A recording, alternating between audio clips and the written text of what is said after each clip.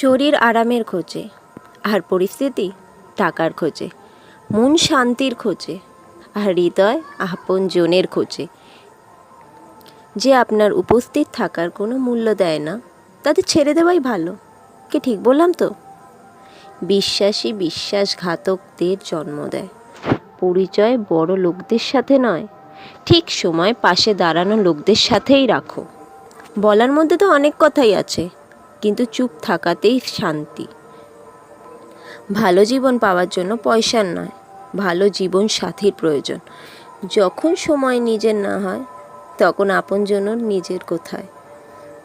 কে বলেছে দুঃখ প্রকাশ করলে কমে? একদমই না। দুঃখ প্রকাশ করলে সেটা নিয়ে সবাই মজা করে।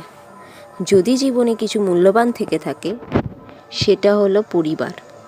তোমার মূল্য তখন হবে যখন তোমার প্রয়োজন পড়বে।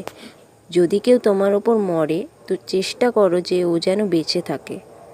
শুধু এটুকু খেয়াল রেখো, কেউ তোমার জন্য ভগবানের সামনে না যেন কাঁদে।